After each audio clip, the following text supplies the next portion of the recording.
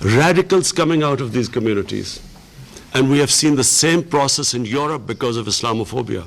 So I just want to take this opportunity to address this issue. The biggest damage done to Muslims is that after 9/11, terrorism was associated with Islam.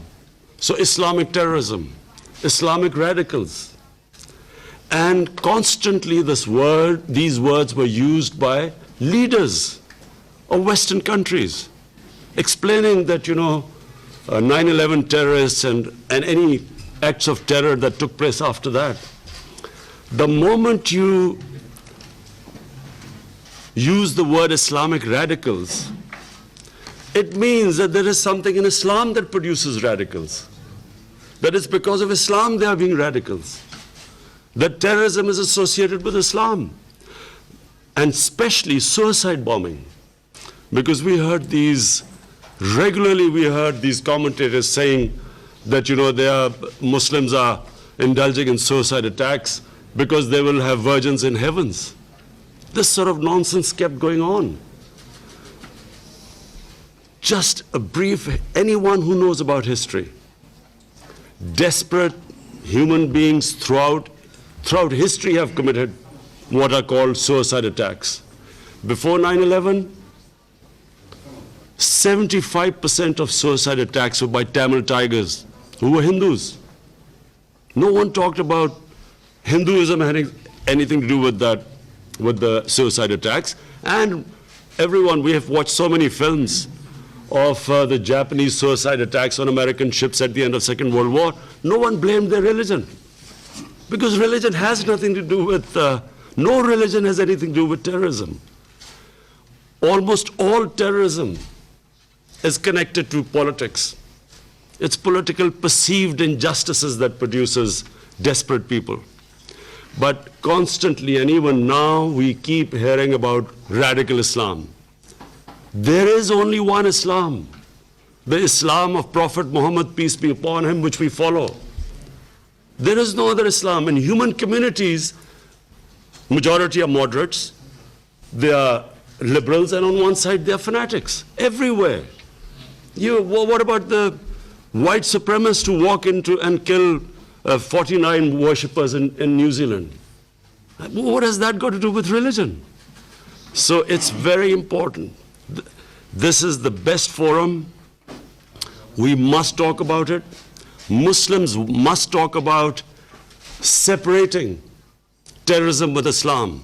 Yes, Muslim societies have fanatics, same as Christian societies, same as Jewish societies. And let's not forget that in India, extremists have taken over the country, racial extremists. So, number one, my point is that this has to be addressed. We keep hearing world leaders talk about radical Islam.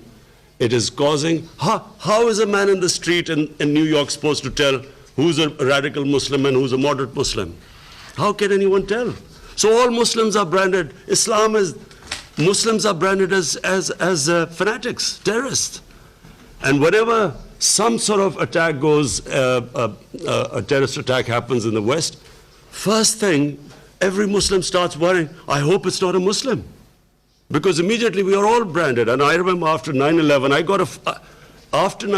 get a phone call from this Western journalist, and he said, aren't you really ashamed of what has happened? There are 1.3 billion Muslims. Am I supposed to be ashamed of what anyone does, any Muslim does?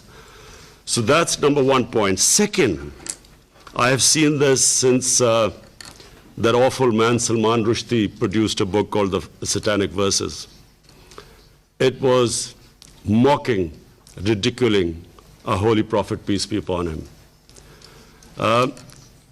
And I realized, because I was playing sports at that time, and I spent a lot of my time in England, and I understand the Western mindset. People in the West could not understand the pain that it caused to the Muslim world. Because Europe especially, they do not regard religion as we Muslims regard. We live our religion.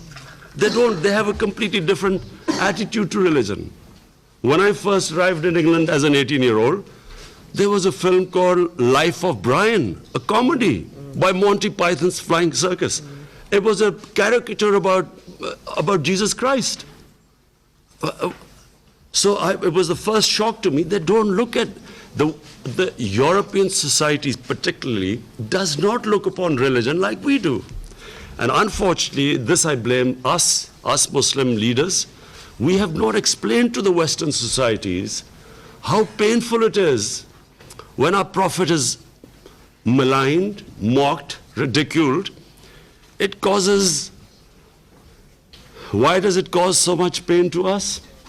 Because the Prophet lives in our hearts. And we all know that the pain of the heart is far, far, far greater than physical pain. All we want is, and I think we should convey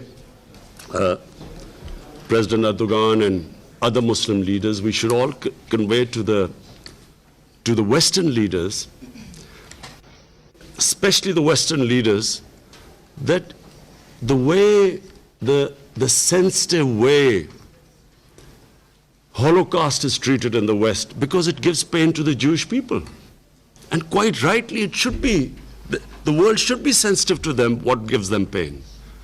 Similarly, we want them to be as sensitive to the Muslims. When someone ridicules, blasphemes our Prophet sallallahu alaihi wasallam. And I think it's very important for communities to live together, to understand each other. And therefore, these 2 points, in my opinion, have contributed more to Islamophobia than anything else. Because every 2 or 3 years, someone in the European or US cities, someone comes up with a caricature of a prophet, peace be upon him, or this is something which is derogatory. There's a reaction amongst the Muslims. And then everyone says, look, what an intolerant religion it is. Immediately, the gulf between the communities widens because they don't understand why it's causing us pain. We haven't explained to them. And yet there is a certain small section of society which knows that it's going to cause us pain, and they deliberately do it to make the fissures wider. So this is a great forum, the UN. All world leaders are here. And I will be talking about this in my speech on Friday as well. But I feel that it is important that us Muslim leaders convey these 2 things, because all it does is it creates fissures amongst human beings. And anything that creates fissures, this is the forum where we should try to unite humanity. Thank you.